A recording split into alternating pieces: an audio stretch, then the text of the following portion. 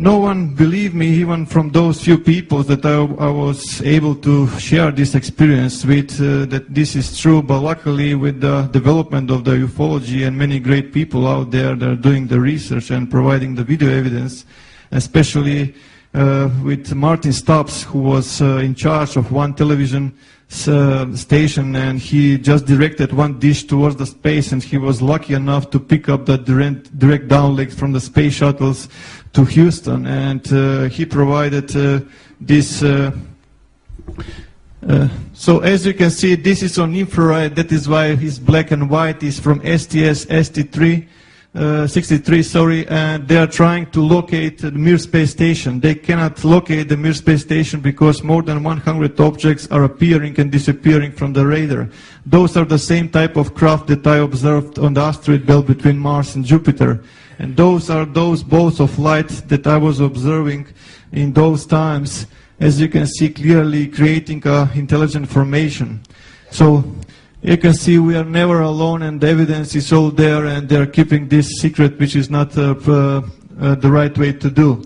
Every time that when there is a storm, you can be completely sure that there are more than 200 objects above the sky charging from the released energy from the thunderbolts. Exactly the same as we go with our vehicles into the petrol station to refuel. They are refueling their propulsion systems with this organ energy, which is discharged from the thunderbolts. So this led to the direct contact with the extraterrestrial races.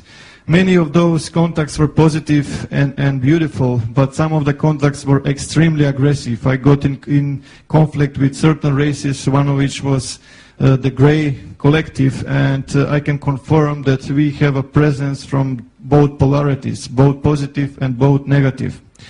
My life afterwards went into direction that I was trying to help as many as possible, giving my knowledge to all the people who is open to this. Like I mentioned on the beginning, I just developed a special relationship with every student of mine, and I was trying to help him as much as possible to achieve the same. So, in my perspective, this is the way. We have to go back to the nature, and we have to unite with that energy, understand that energy, and how to direct this energy. When I was working on the decoding of the crop circles, that's where the contacts with the crop circle makers intensified to a high degree, especially when I was describing what kind of technological achievements can be achieved through the information delivered by the crop circles.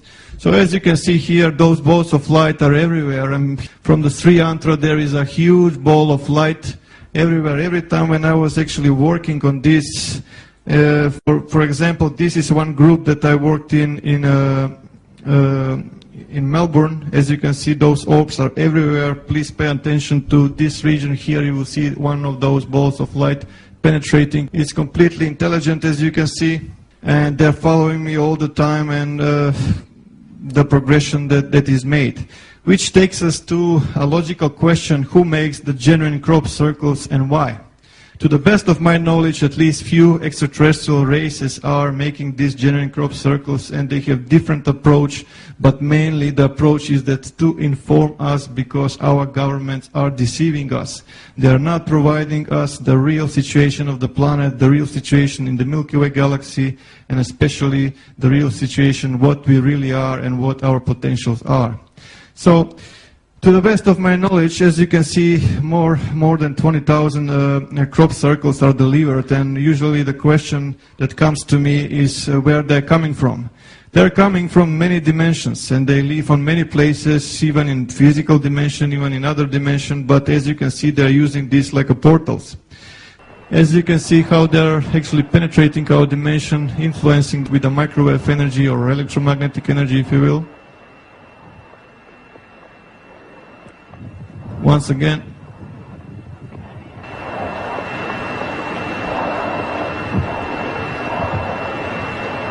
Okay. So, like I mentioned, to the best of my knowledge, more than 20,000 diagrams are delivered in the past few decades worldwide. The military is highly interested into these messages that are arriving, and every time there is a bolt of light or craft above the fields, the military is picking up on the radar. Immediately there is an order for the fighter jets or the helicopters to intercept those bolts of light and to avoid eventual delivery of information, which is very vital for humanity.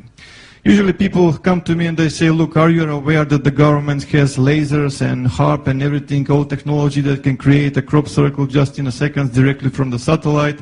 And I will just say this, if that's the case, if those bolts of light are governmental properties, then how come they're spending money for the fuel, just putting and giving order for those helicopters to chase their own property? It does not make sense. It became obvious, at least to me, analyzing few hundreds of diagrams, that there was an open communications from the genuine crop circles and then from the man-made ones, because it's obvious that the shadow government wanted to establish this kind of communication, exchanging of information regarding technology and many other stuff. But the NTIs didn't want to play their game because they understand that they are very deceivers, how should I say, and that is why they started to put those obelisks. Those obelisks, there are receivers. As soon as certain frequency appears around the fields, which actually, as I mentioned a while ago, these objects are penetrating our dimension, this frequency appears, and that's where they actually are getting there. With the help of the Discovery Channel, National Geographic and other media, crop circle phenomena was completely buried. Just everyone is ridiculing this phenomena, everything is man-made, it's all done, there's nothing to see and so on and so forth. So how come the military is so interested into this phenomena if that's the case? So as you can see from the left, this is what the best humans can do, what complexity is concerned, and the real stuff is usually followed by those bolts of light that we are talking about.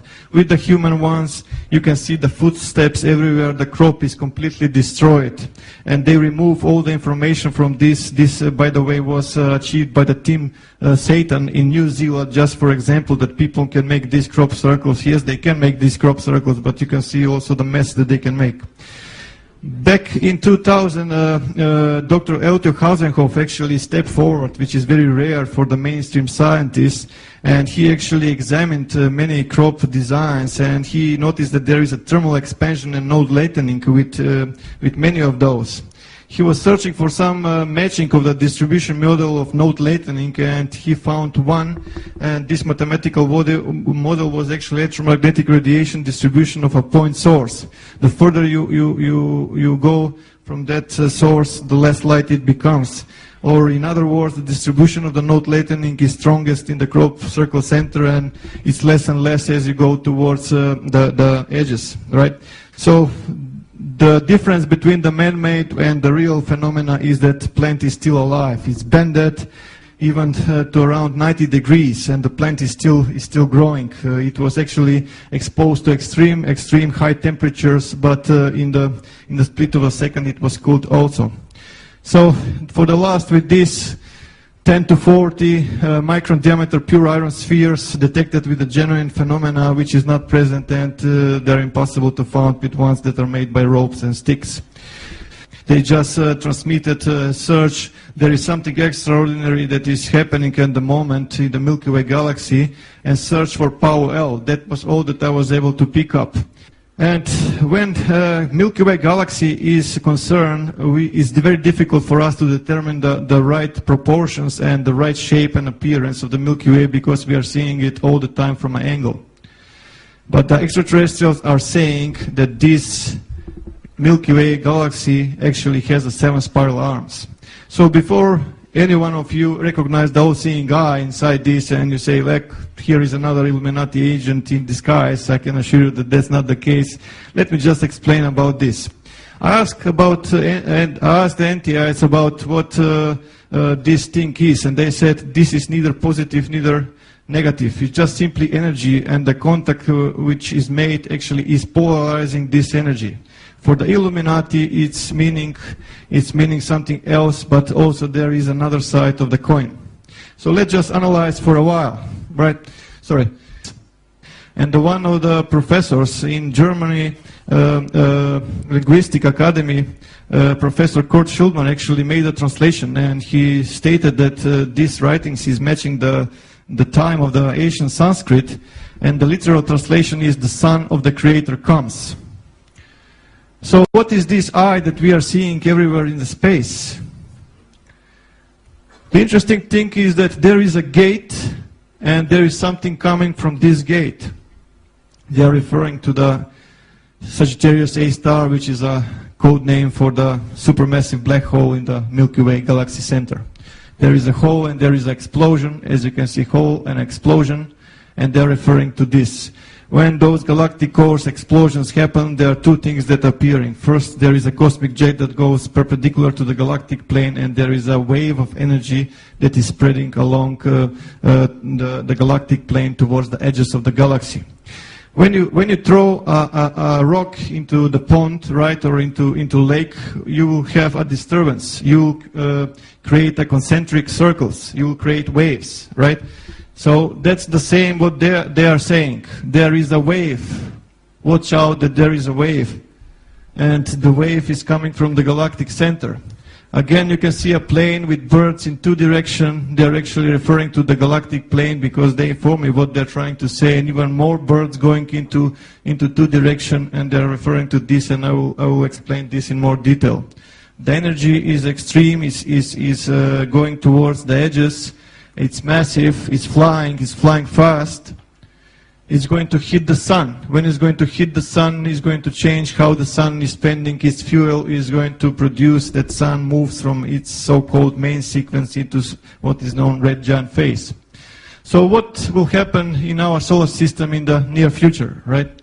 So for this we can analyze the pictogram that arrived on July 15, 2008. It is obvious a solar system, and when you analyze you see that it's completely matching our solar system and the planets in it.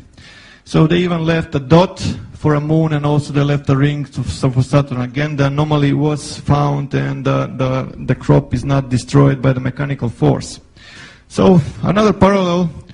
So it's not the first time that those amazing blue displays are observed from International Space Station. So someone is referring us very strongly that we pay attention to a certain time frame, to a point in time, which is 23rd of December 2012.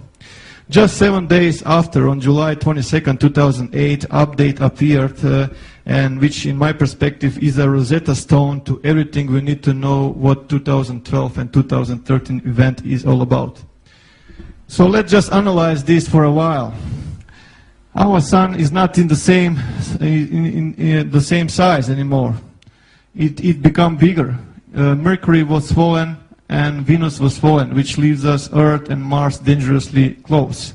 There is some kind of object appearing very close to our solar system, which exactly, if you apply astrophysics and you find astronomical charts, you will find that it is coming from the Virgo constellation. And when I checked the astronomical charts for a new moon in 2012, December, I found that actually it's appearing on December 13, 2012, which is when we will start to observe from the sky something that is approaching from the Milky Way galaxy.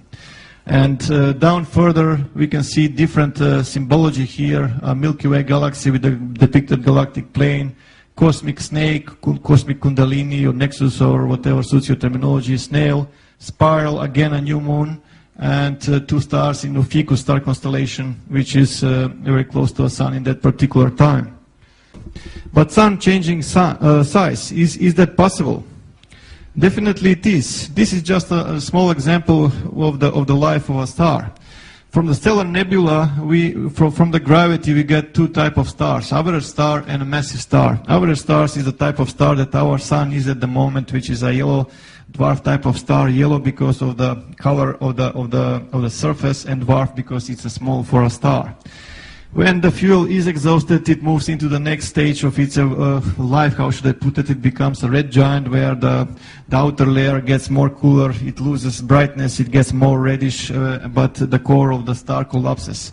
And eventually the outer layer is released and becomes a planetary nebula, and the only thing that is left from the star is the so-called white dwarf, or the core of the star. And the other ones, which are massive stars, they go into the red supergiants, but they go into supernova, and from supernova they can end up like a neutron stars, or mini black holes.